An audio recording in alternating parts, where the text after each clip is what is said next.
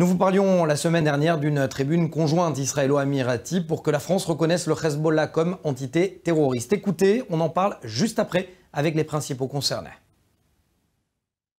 Dans la ligne de mire de Jérusalem et d'Abu Dhabi, le Hezbollah, une organisation qui, selon les deux pays, nuit clairement aux intérêts du Proche et Moyen-Orient. Ebtessam Al-Ketbi est émirati, présidente du Centre de politique des Émirats arabes unis. Ron Prosor est quant à lui ancien ambassadeur d'Israël aux Nations unies, président de l'Institut Abba Eban. Et c'est ensemble qu'ils publient une tribune, appelant la France à désigner le Hezbollah comme organisation terroriste. Et pour parler de cette tribune conjointe chez nos confrères du Point, où Ron Prosor et Ebtessam Al-Ketbi exhortent la France de reconnaître le Hezbollah comme entité terroriste, nous vous avons demandé, madame et monsieur, d'être nos invités dans notre émission Défense. Tout d'abord, gentleman oblige, Ebtessam Al-Ketbi, merci d'être avec nous, et ambassadeur Ron Prosor également. Alors, première question, comment est né ce projet? Comment, Ron Prosor? First and foremost, avant toute chose, je dois dire que ça a été un plaisir de travailler avec les Émirats arabes unis depuis Israël pour la première fois et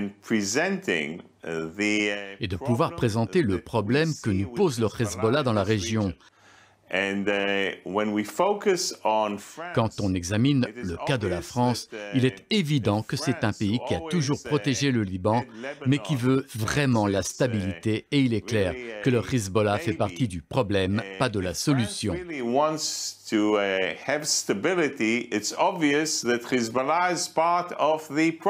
Prenez par exemple les explosions qu'il y a eu à Beyrouth, le fait que le Hezbollah empêche la formation d'un gouvernement libanais. Du point de vue de la France, c'est un problème aussi bien interne qu'externe. Et je crois que le message qu'on peut en tirer, c'est que nous devons agir ensemble avec tous les pays qui font partie de ce que j'appelle la coalition de la volonté. Et par là, j'entends les pays qui ont la volonté de s'allier pour offrir à leurs citoyens un avenir meilleur, pas pour se retrouver dans un monde radicalisé dominé par des pratiques moyenâgeuses.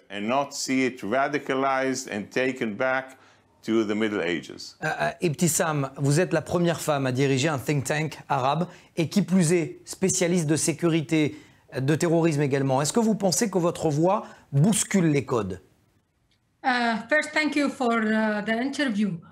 Tout d'abord, je vous remercie de m'avoir invité. Et pour répondre à votre question, oui, je le crois. Il y a 2 ans, nous avons animé un atelier sur le Hezbollah qui couvrait tous les aspects de l'organisation, que ce soit sa structure, son idéologie et sa relation avec l'Iran.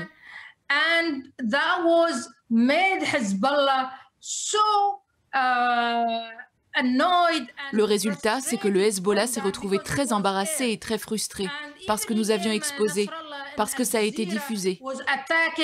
À un point tel que Nasrallah nous a attaqués lors d'une interview sur Al Jazeera et a déclaré que l'Institut politique émirati et moi-même étions une menace pour les intérêts de la région. Alors oui, quand on présente ses problèmes et ses recommandations d'un point de vue scientifique, comme je l'ai fait avec Ron et comme je l'ai écrit dans l'article, on déchaîne la colère de ceux qu'on expose.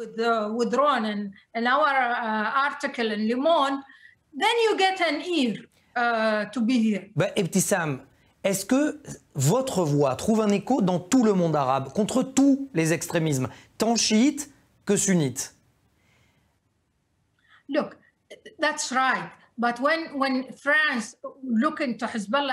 Regardez, quand la France considère le Hezbollah comme une composante de la société libanaise, c'est vrai.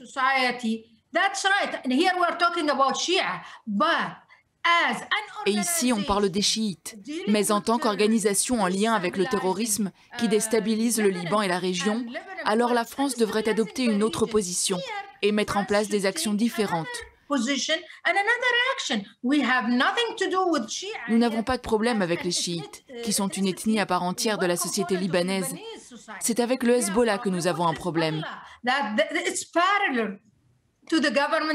C'est une organisation parallèle au gouvernement et à l'État qui a décrété que personne ne peut rien faire au Liban sans le Hezbollah. Ambassadeur Prosor, on sait que votre travail a aidé l'Allemagne à déclarer le Hezbollah entité terroriste. Qu'attendez-vous du Quai d'Orsay, qui a non seulement plus d'intérêt au Proche-Orient que Berlin et surtout toujours refusé d'étudier la question? Premièrement, j'aimerais vous rappeler que pendant de nombreuses années, nous avons toujours cru que le Hezbollah était une association libanaise qui servait les intérêts du pays au premier plan. Mais quand la guerre en Syrie a éclaté, nous nous sommes rendus compte que les dirigeants à Téhéran ont dit à Nasrallah qu'ils ne pouvaient pas rester indécis, qu'ils avaient besoin qu'il agisse en Syrie.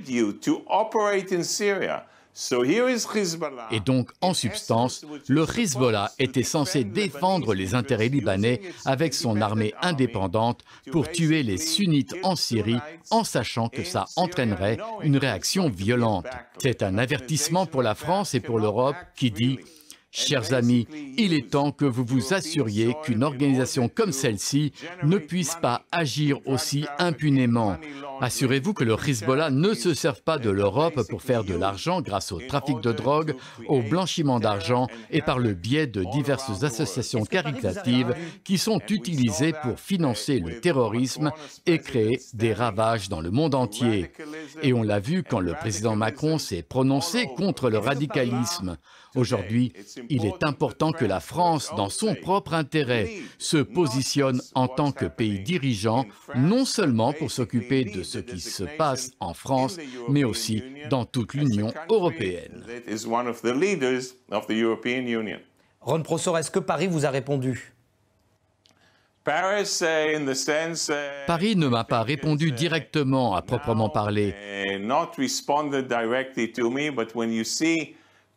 Mais quand on voit que le président Macron et tout le gouvernement français ont compris que le Hezbollah faisait partie du problème et non de la solution, aussi bien au Liban que dans la région, je crois qu'il est temps pour la France de prendre ses responsabilités.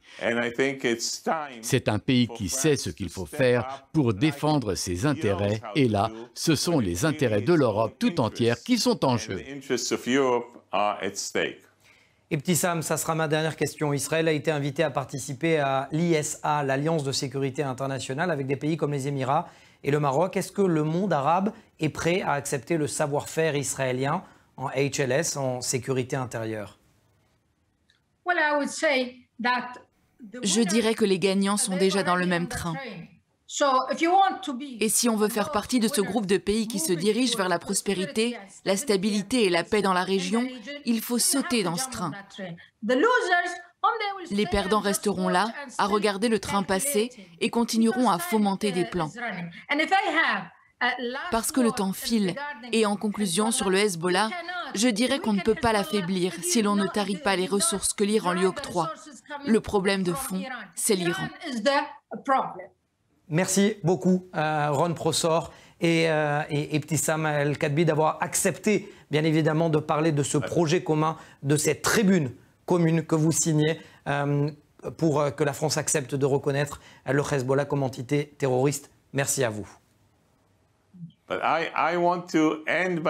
J'aimerais dire en conclusion que ça a été un privilège et un honneur. Je crois que ça montre bien le travail que nous faisons avec Ibtissam El-Kadbi et l'Institut. J'espère que nous continuerons à collaborer ensemble pour la stabilité de la région et le bien-être de nos peuples. Merci, c'est un privilège et un honneur. Et à moi de le dire également en arabe, merci beaucoup.